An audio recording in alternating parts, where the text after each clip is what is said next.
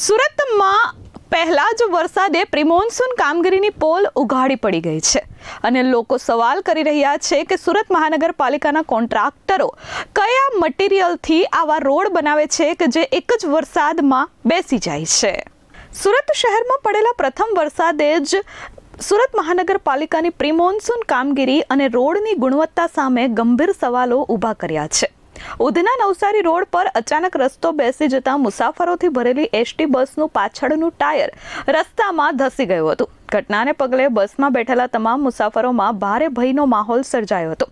સદનસીબે આ ઘટનામાં કોઈ જાનહાનિ થઈ નથી, પરંતુ થોડો પણ વધુ ભાગ રોડ ધસી ગયો હોત તો મોટી દુર્ઘટના સર્જાઈ શકી હોત। ઘટનાની જાણ થતાં સ્થાનિક લોકોના ટોળે ઉમટી પડ્યા હતા। પ્રિમોન્સૂન કામગીરીના દાવા કરતી સુરત મહાનગરપાલિકાની કામગીરીની પોલ ઉઘાડી પડી ગઈ છે।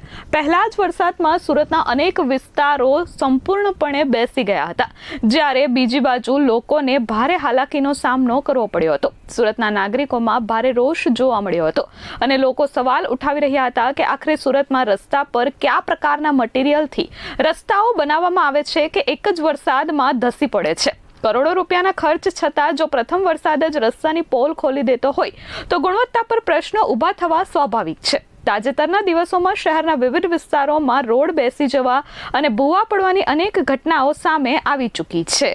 નાગરિકો કહી રહ્યા છે કે દર વર્ષે વરસાદ આવે, રોડ બેસે, તંત્ર તપાસના આદેશ આપે અને પછી બધું ભૂલાઈ જાય છે। શું આ જ વિકાસ મોડેલ છે? આ જ સ્માર્ટ સુરત છે?